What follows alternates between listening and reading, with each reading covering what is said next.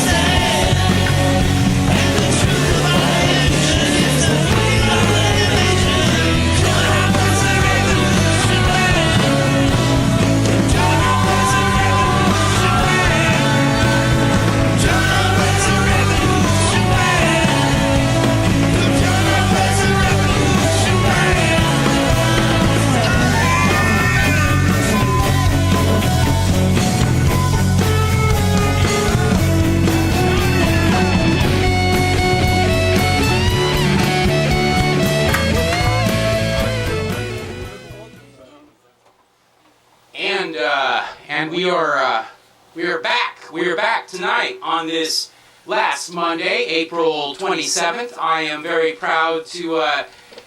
We have a very special guest. I'm going to kind of tease you a little bit. We have to take care of some housekeeping rules. First of all, you are watching the Peasant Revolution Band Variety Hour. I am your host, Jeff Dodge. Thank you so much for tuning in right now. As you may know, there is a little thing called the NBA going on, so our attention may be a little bit divided while some of this, oh wow, third quarter, 73-80. We're only down 7, man. Anyway, but we're going to host this show regardless. We're huge Blazer fans, and we will keep you up to date. Oh, that dude's getting off. All right, can't watch it anymore. But we have the most awesome guests. I've been waiting a long time to get this booked, and I'm very excited. We're very lucky. Tevis Hodge Jr. is in the house tonight, and he will be displaying his fine guitar work, and we'll be learning a little bit about what makes the man tick in just a little bit. Here I have some housekeeping. Rich Reese, our musical director, is out tonight, as he had to be. He's very busy this year. He's in about 5 different bands. And the commander also is very, very busy with his album, The Creep Van. Steve and I have actually been participating on that, as well as the next album we have coming out, a little special thing called I Buried Saul, which should be available publicly September 26th this year, 2019. So all sorts of crazy things going on. 2019, very busy, discombobulating year for me. Steve, how's it been for you? Can you speak to discombobulation at all, or? Yes, yes, and I'm new to this whole wearing glasses thing, and it sort of makes me go crazy, and crazy from wearing glasses. And well, the doctor said my eyes are fine, but I think I might just be going cross-eyed, like right. There's a movie about something like that. He made this one guy I know. He's like, damn these glasses, and this friend I know made a thing, a contraption that can fix that. Yes, and so fix it. I don't know. Yeah, I'm not blind. Damn these glasses. Damn, I'll tell you, I can give you a lot of tips about glasses. I've been wearing them since the 5th grade. 5th grade. But you know what's really neat is when you're as blind as me. Your eyes are bad, man. Oh yeah, and like you know, I can't read this at all, but I go like this, and it's like that's almost like a person looking at a normal thing, isn't it? Like I can read that. So it's actually getting better as I get old. It's almost normal. So happy to be normal. Anyways, speaking of normal, our good friend Sid Sebastian, I don't know if you've noticed, but he's sort of, he wasn't with us on the past couple episodes, and we wanted to check in and see what's going on with him. So this comes from Sid. Here we go. Well, Dodge, I think you're just trying to get me to say it out loud. I think it's painfully obvious where I am. And what I'm up to. I'm a big failure in life, and had a major setback, and I'm just trying to get better and how are come you, back Sid? from that. But yeah, right? Rehab. I know. Sure. First 3 weeks I was in a blackout, so I don't know how I got here. I don't know what was going on. It was. I don't understand. Pretty dang awful. Okay. Well, is there anything we can do for you? How I'm feeling is pretty bad, but better, They don't clean the place very well, so I've had kind of like a bad cold I can't understand what you're saying. a few weeks, and I'm just trying to recover from that and try to get healthy. But, I wanted to get back on the show. Because I do feel bad about what happened, and Paul Sass, he really bared the brunt. In fact, he probably saved me because he called the cops and had them drag me out of there and take me someplace, and that was kind of what needed to happen. And pretty much all the things that I said to Paul, I don't remember anything. But, he's just trying to record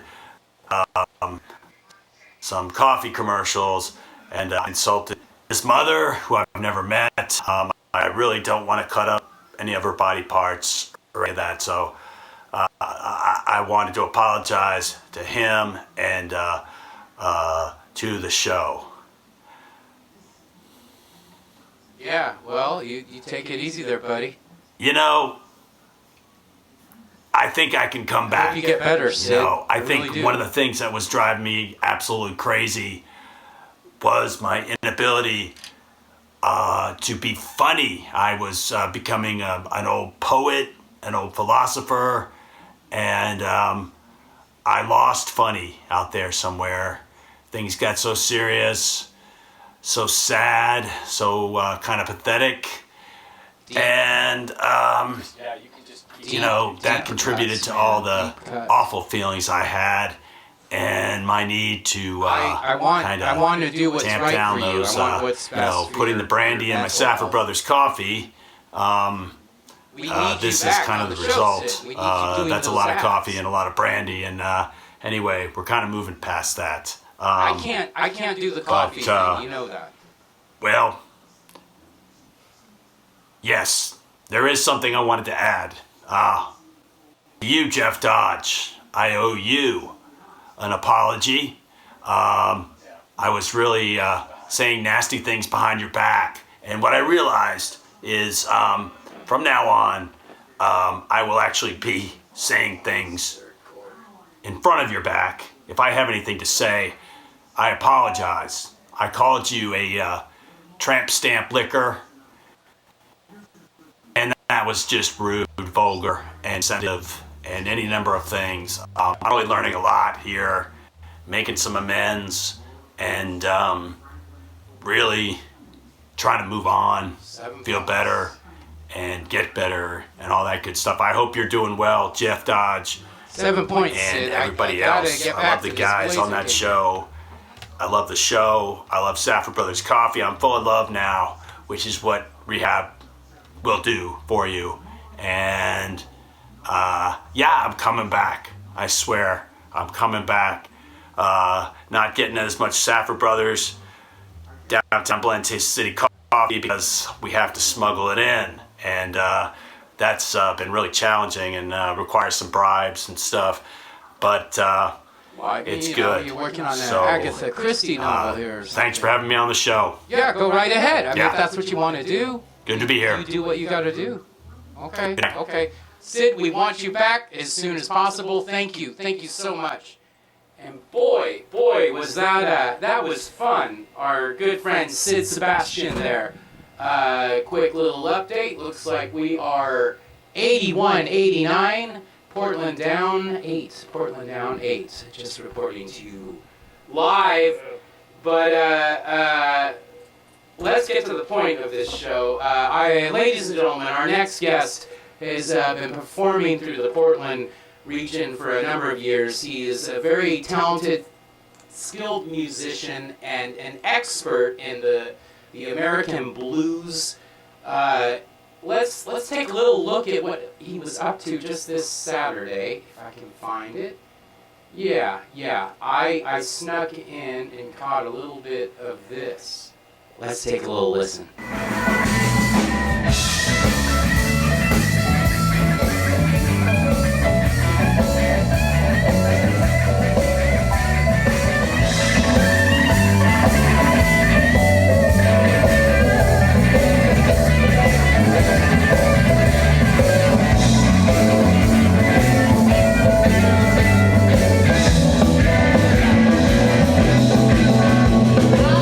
Get up in the morning.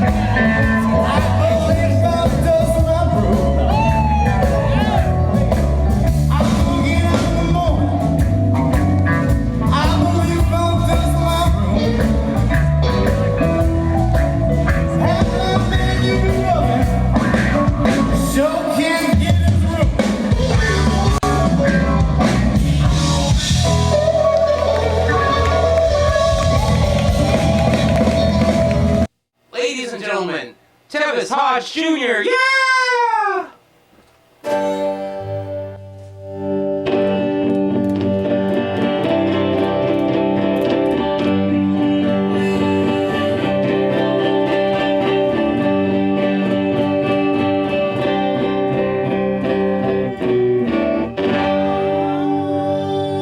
Yeah, wow, rock and roll. Oh my goodness, thank you so much. Yeah. I really appreciate you coming out here. This is welcome to the Peasant Revolution Band Variety Hour. We normally have a little bit more traffic in here, and tonight I think with the busyness of the basketball season, we're getting a nice, soft, intimate vibe going tonight. Well, it's nice. Yeah, I like it. Good, thank you. Tevis, where do you hail from originally? I'm originally from Woodbridge, Virginia. No kidding. Wow. Okay. And what era do you hail from in Virginia? If you were going to put yourself in years of it influencing you. What do you mean? I don't understand. Is there any Virginia in you as far as your influences of how you approach life or Certainly. music or philosophy in general? Certainly. Yeah. Okay. When Definitely. did you leave Virginia might be the better question. Sure. I left Virginia when I was about 5 years old or so. Okay, but that was enough. It got its roots in you. Certainly, yeah. And I went back to visit family throughout, my childhood and stuff like that. Okay. So, okay. yeah. Were both your parents from Virginia originally? Or? My dad was from D.C., Okay. but his family was from Georgia. Okay. And they're African American and Southern, and I grew up with the blues culture, So some Georgia in the deeper Yeah. roots, some Georgia. Atlanta or? I don't know that much about it. Yeah. I wish I did. Okay. Yeah. And then, so when you were 5, you left Virginia to? Utah, actually. Utah. Wow. Now that's Yeah. got to be a bit of a switch. Yeah, it certainly was. Yeah. It's a beautiful area, though. I've spent a little time in Salt Lake City. Were you in that area? No, I was in American Fork, Utah, a very small town. Wow. Well, it's bigger now. It was small then. Where in Utah is American? It's north of Salt Lake, Okay. about 30 minutes or so, 45 minutes. And then how long were you there for? I was there until I was 15, where Okay. I moved to Portland. Okay. Yeah. And then you get here. Yeah. What kind of things, when you were in Utah, were you in a sort of an isolated community with just people you knew, or were you part of the greater Utah at large and interacting? I was more isolated rather than traveling a lot and knowing a lot of people throughout the state. Were you in it a was rural region, would you say? kind of, yeah. Okay. It's sort of rural. You might think of it as like Beaverton, 15, 20 years ago. Okay. You know what I mean? Sure. Like kind of close. Hillsborough in general. Yeah, kind of close to the big Mecca city, Right. like Salt Lake, but rural in its own right. You know what I mean? Before the silicon thieves arrived and corrupt everything. And they actually say that Silicon Valley is now in Utah. So, Wow. yeah. Well, and they call us. There's some name for our little thing here with Yeah. Intel and Right. the Silicon Forest. Mm. That's what they call us, the Silicon Forest. That's cool, I guess. It makes me think of Forest Park, and Yeah, that's lovely imagery. well, I think the deeper imagery to me is Jamila, my lovely wife Jamila, is we met in the AmeriCorps, and part of our responsibilities back then were to eradicate invasive species. Oh, and yeah. Portland Park was covered in ivy. Yeah, I heard about that. I don't know if you Oregonians or you that may be new to Portland, which I guess is about 7/5 of the population, if there is such a fraction, and the ivy was not here originally, and neither was the sagebrush. The Yeah. sagebrush is all imported. I think of Forest Park and the ivy just out of control, and then I think of the Silicon Forest. Right. There's something Yeah. to that. Yeah. I don't know. Forest magic. Maybe like the venture capitalists or ivy of some sort. And they just Yeah. strangle everything. Is that just me? So you get out of Utah, you get to Portland, 15 years old. So you started high school, basically. Then. Pretty much, yeah, and I've been here ever since. Yeah. Okay. And what can we get into that at all? The high school years, or is that a little controversial? I went to high school at Park Rose High, which is like outer east Portland. I think our bassist Steve Sabila can tell us a little bit about the generation before from that region. Yeah. We're class of '88 is where Steve and we're at Central Catholic. Oh, okay. I had a couple of friends actually, who went there for at least 1 or 2 years. Okay. Yeah. And that class would have been the aughts, I imagine. Yeah. Something along those lines. My class, which was I had to think. 07. Okay. So we have a nice little blending of the generations here. Yeah. Which we just witnessed. The jam session last Saturday was with a dearly beloved mutual friend of ours, Mr. Norman Sylvester, with the Inner City Blues Festival they've been doing for years now.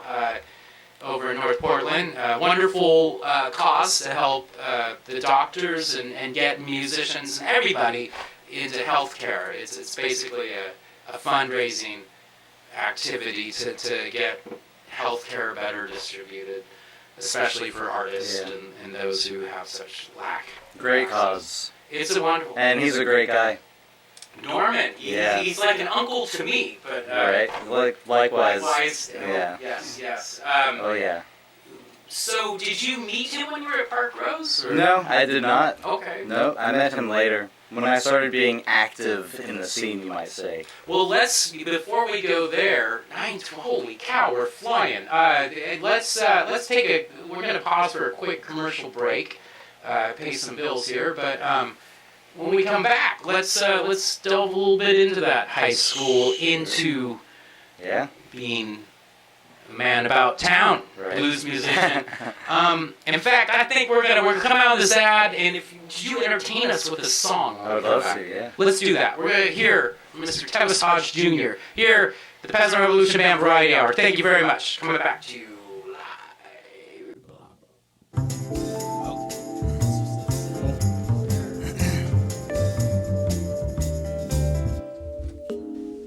Hey, it's Coach Larry again, and I'm coming at you to talk about this great product, Safford Brothers Downtown Blend, Taste the City Coffee. It's amazing. I've been loving it, and I've been real happy to talk about it now. Everybody wants to know what's going on with Sid, and he's just not ready for prime time. Gotta love that guy for just talking so much about Safford Brothers Downtown Blend, Taste the City Coffee. I don't think I would have enjoyed it quite as much if I wasn't thinking about Sid when I'm drinking it. And here's hoping that he can get a comeback going, and come back and start doing ads for Safford Brothers Downtown Blend, Taste the City Coffee. It's always good. You'll love it just like I do. Hey, it's Jimmy Gimmler here for Ear Massage by Rose Cramden. Ear massage is the key to good health. You hear better, you feel better. Plus, Rose is going to trim those ears up, and it's a great tune-up for your whole system. Charts are going to tell you that there's a lot of benefits to ear massage. Why would you settle for regular massage when you can experience Rose Cramden's magic fingers? This massage is going to make you feel better. It's going to help you hear better. It's going to keep you healthy. And it's the best thing you can do for your ear health. Treat your ears good and you'll feel good.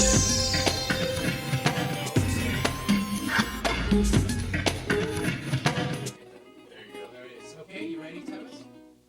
Yeah. Both and in.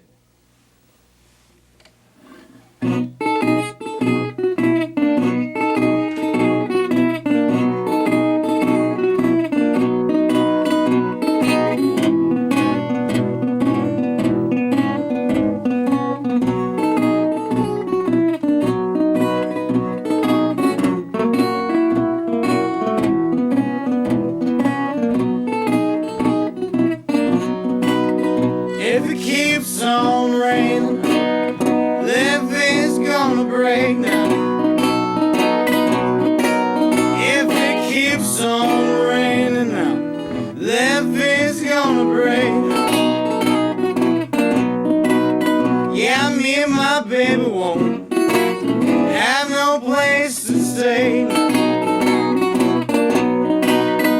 Yeah, mama, mama, what do you want me to do? Yeah, mama, mama, what do you want me to do? I done all I could, little mama, to be kind and true.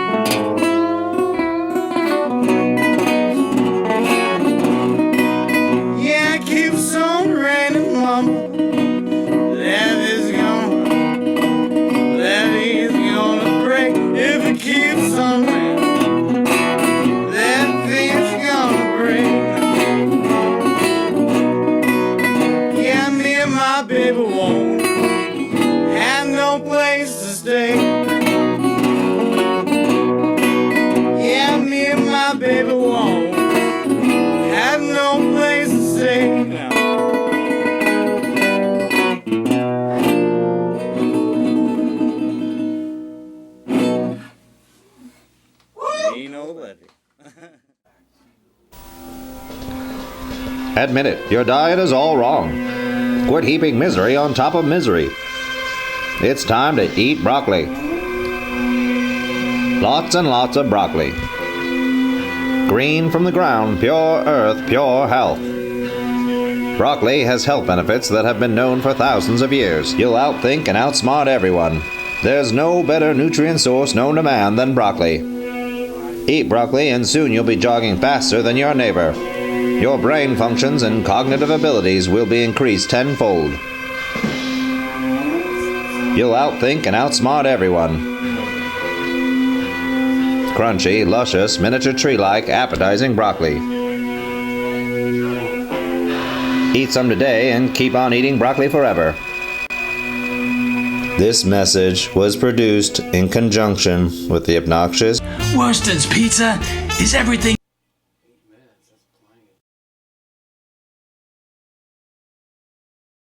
you love about pizza. It starts with our golden crust.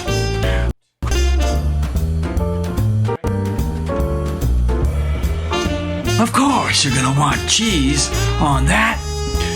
Then, it's whatever toppings you want. Pepperoni, always a favorite. How about the green peppers? You want something blue? No one ever put anything blue on a pizza, but it's colorful. Try the roasted garlic.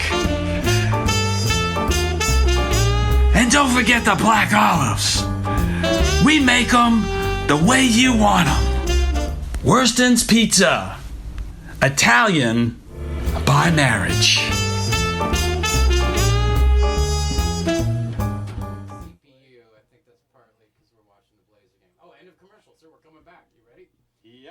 Yeah, we should come back to a clean shot. Yeah, and we're back. We're back. Let's see if there we are. There we are. Yeah, we're back. Hello, welcome to the Peasant Revolution Band Variety Hour.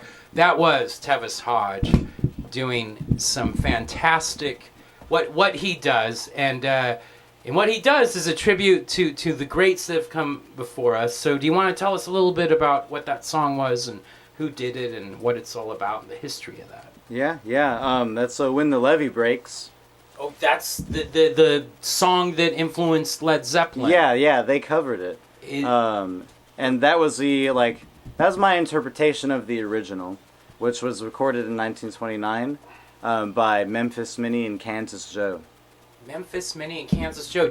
So what are they all about? Was that the apex of their era, or were they more? Was that kind of like catching them at the end? Memphis Minnie, in particular, had a very long career. She was a very great guitar player and a very great singer. She hailed from the Memphis area and recorded from the mid to late 20s into the early 50s. Wow. And it was one of the greats when it comes to women of the blues. Right. I guess the next transition point, I forget her name. You probably know her, but I think they call her kind of the queen of rock and roll. Like she was part of that 40s, 50s, bringing that big band into rock, and she was like a Bo Diddley influence. Do you remember her? Are you thinking of Sister Rosetta Tharpe? Yes, yeah, Sister Rosetta cool. Tharpe. Yeah. So was she blues or was she rock or what?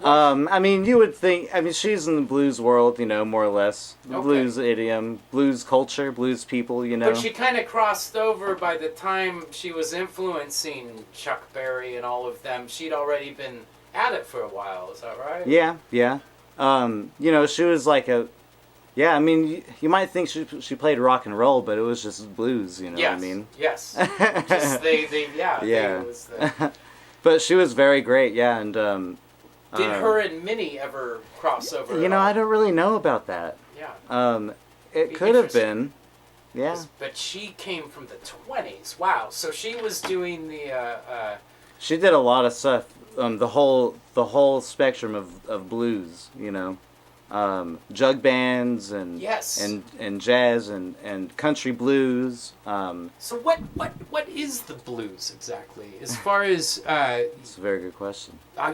It's a very long debated question. Well, let's start with I was a history major, and the timeline I understand was that the ragtime music was a big part of it all.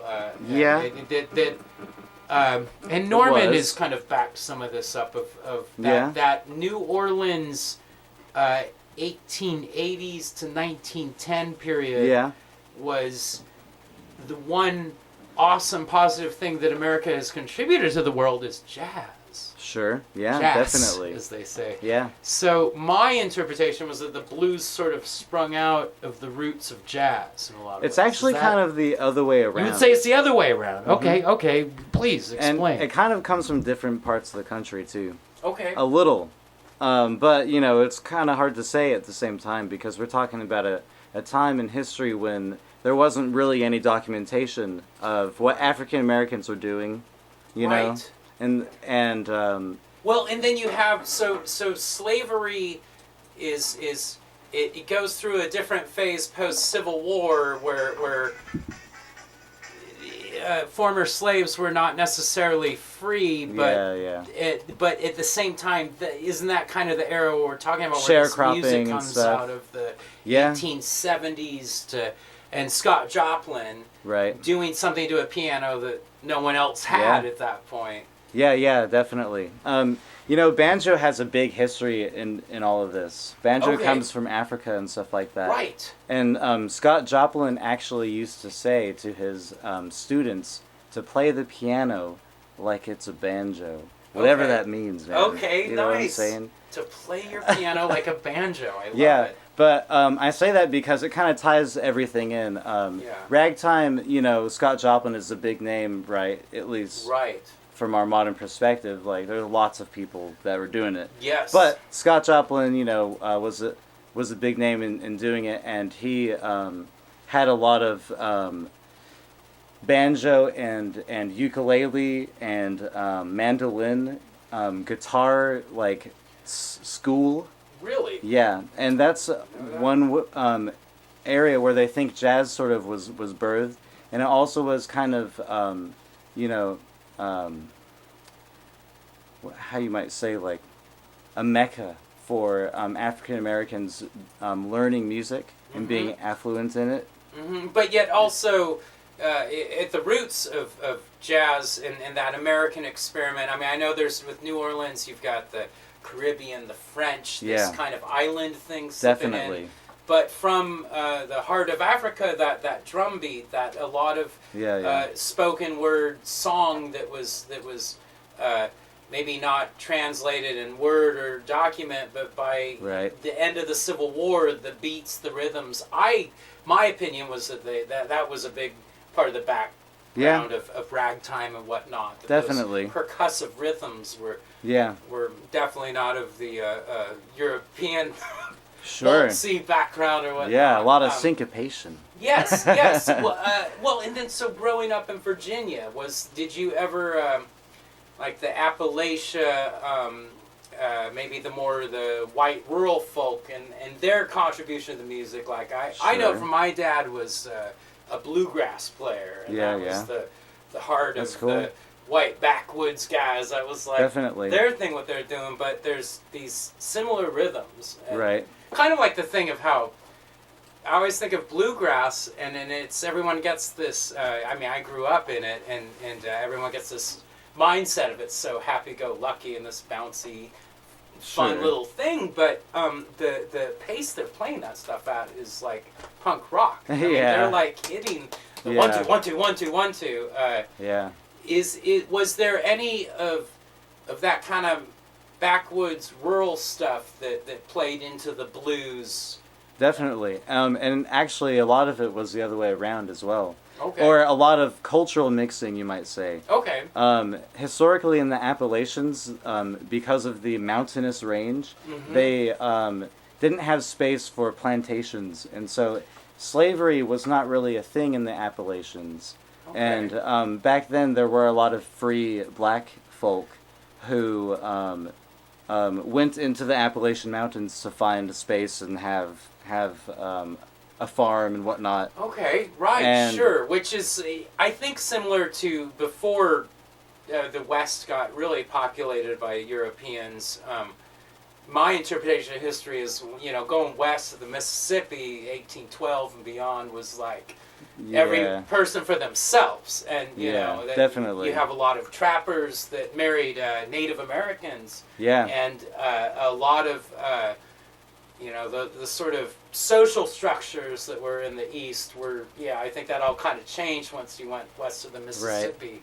Yeah, definitely. But you're saying it sounds like there's a similar thing that went on when you go into the hills. Yeah. You get away from the social structures and it's a little kind bit. Of yeah, and that's kind of a lot of the roots of like Appalachian music and stuff, which is kind of the roots of bluegrass. You know. Okay. A lot of the roots of Appalachian music has roots in African musical traditions. See, I thought I heard something about that. The Scots and a lot of African things blending in together. Definitely. Wild. And that's where you find like banjo happening in the mountains is because it came from black folk who brought the tradition.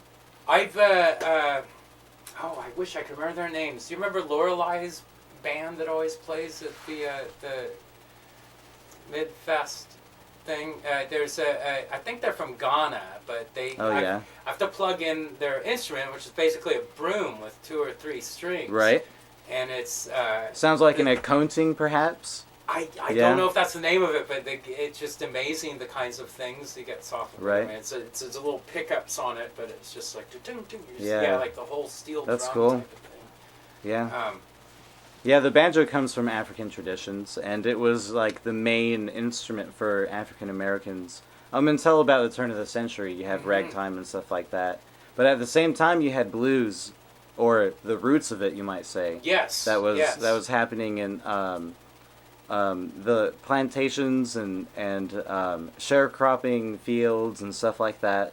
And that would be in like Mississippi and Georgia and all the southern states, really. Right. A lot of people try to place it as like the birthplace of the blues being the Delta and stuff, but that's kind of where you see it emerge in writing and like through the plantation experience, essentially. Yeah, you had W.C. Handy. Yes. Who was a band leader and composer of blues. Right. But he kind of adopted the blues when he found blues music in Memphis.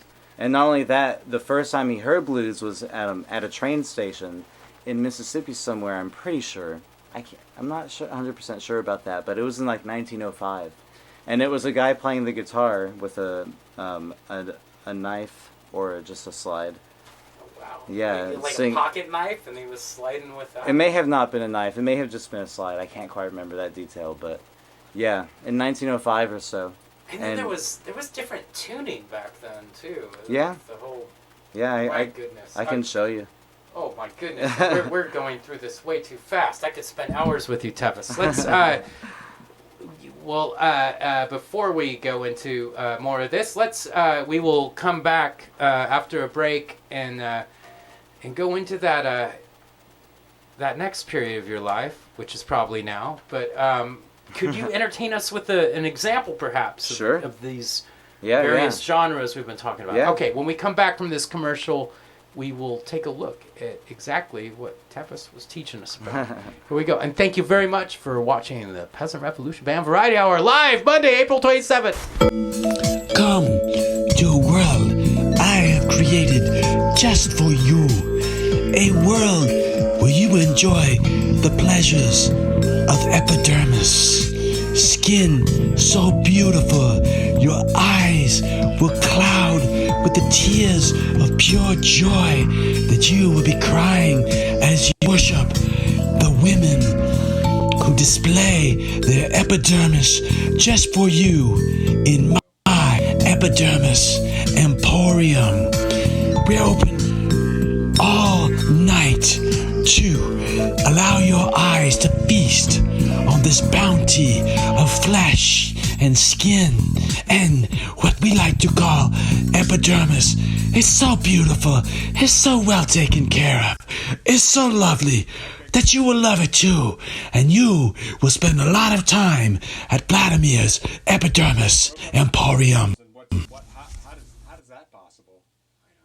I don't know, man. All right. Everybody knows that as a girls volleyball coach and a JV football coach, I'm real serious about everything that I do and get into, and that's why I'm loving Safford Brothers Downtown Blend Taste City coffee, because it's just so good. It's always good, and I'm loving it, and still thinking about sports, just trying to keep in the market, the radio market. I really feel like I can get back into it, and studying my X's and O's, and when I'm doing that, I'm loving Safford Brothers Downtown Blend Taste City coffee.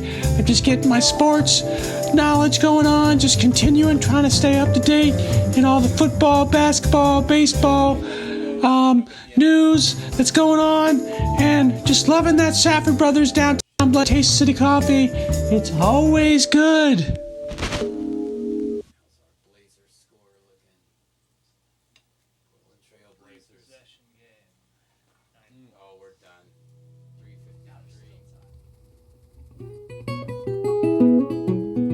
I'll play you a tune that's rooted in ragtime, since we were talking about rags. It actually comes from the minstrel days and the medicine show tunes, so this is 1800s originally.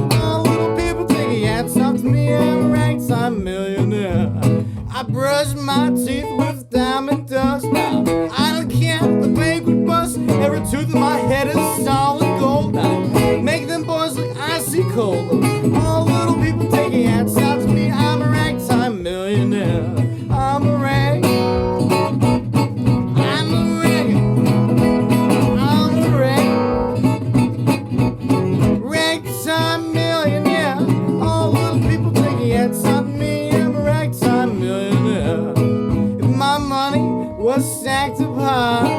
I believe it would touch the sky when you're rich. It's a pleasant treat. Only occupation is to sleep and eat. All little people thinking outside to me. I'm a ragtime millionaire. I'm a rag. Yes, mama rag. Ragtime millionaire. All little people thinking outside to me. Ragtime millionaire. Ragged brother. Yes, right.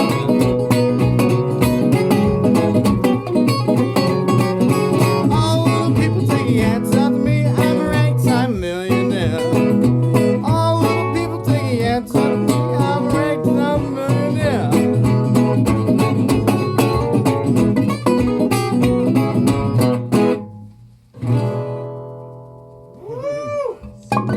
Wow.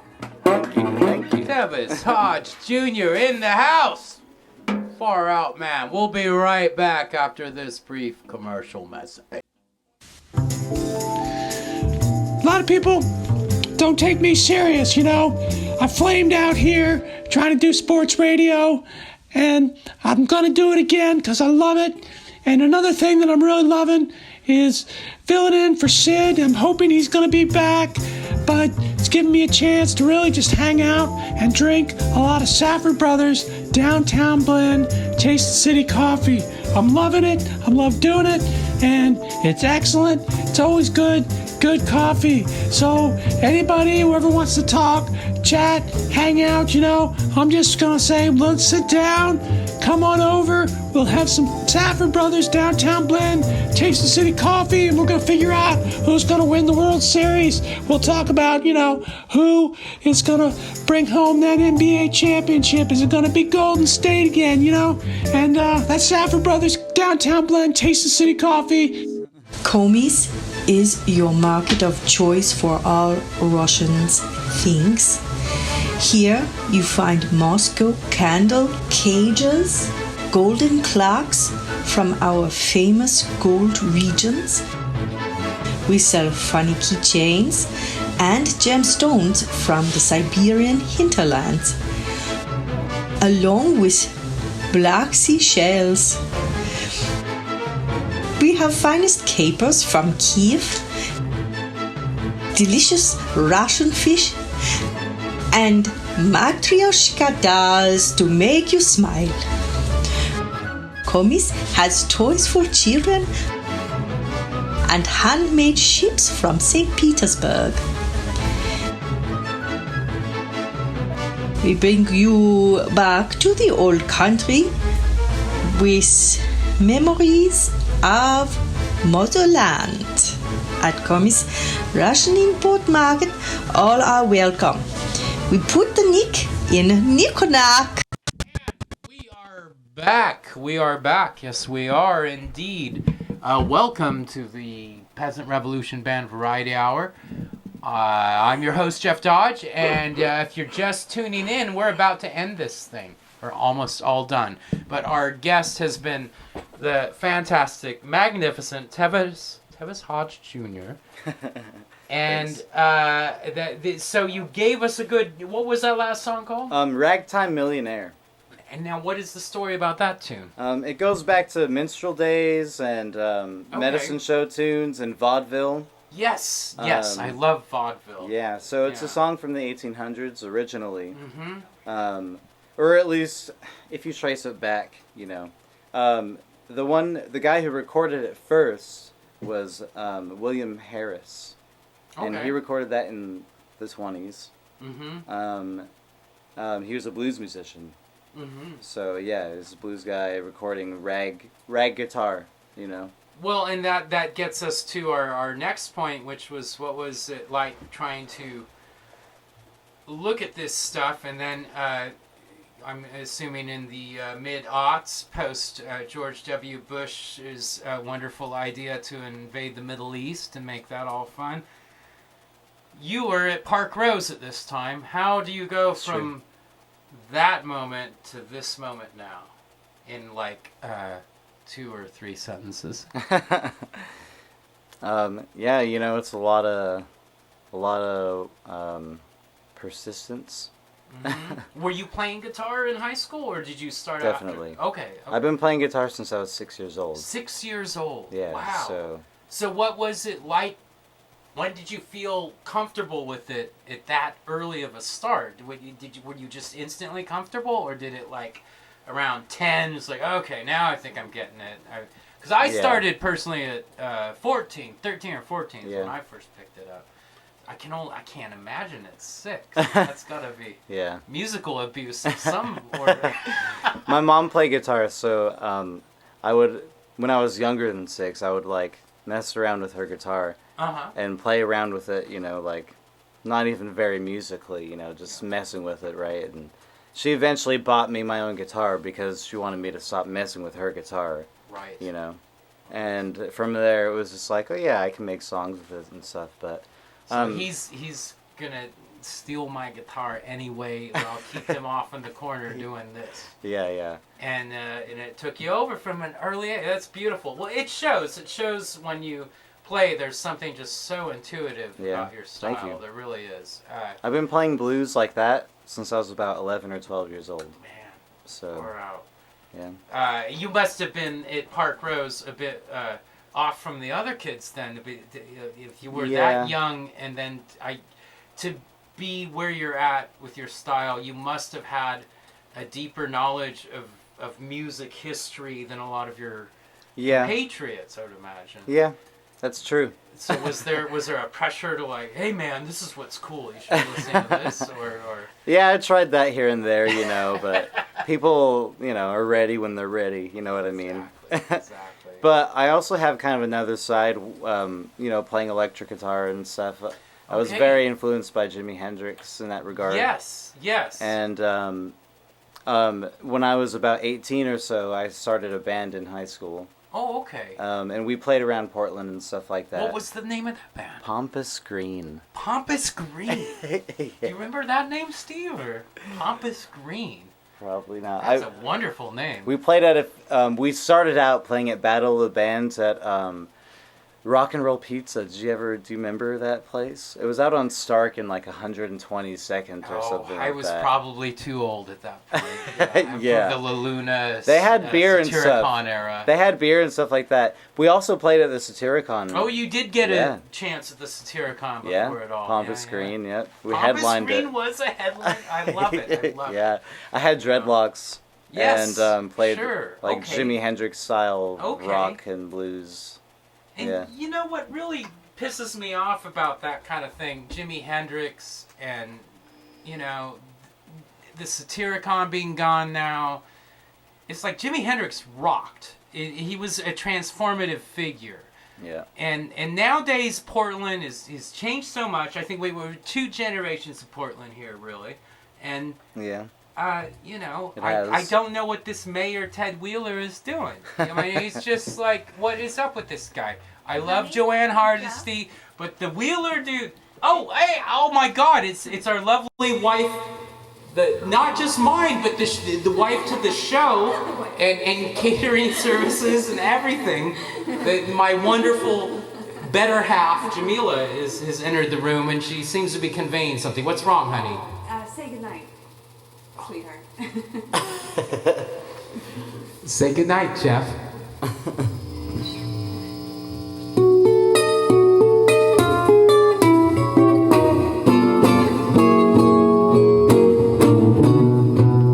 Red house over yonder now, that's where my baby stays.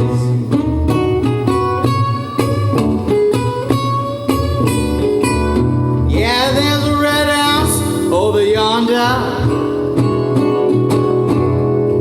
that's where my baby stays.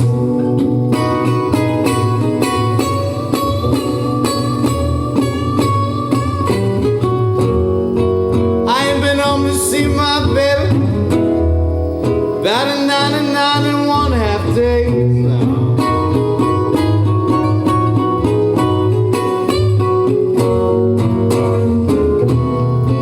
Wait a minute, something's wrong, Lord. He won't unlock this door.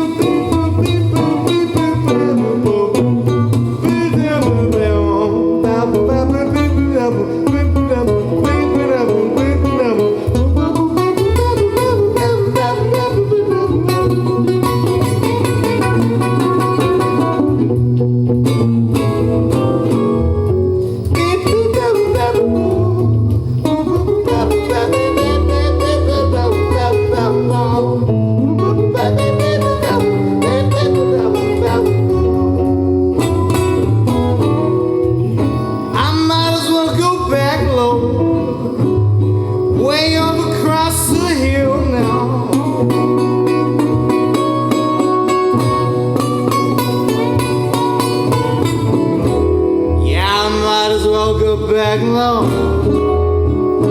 way out across the hill.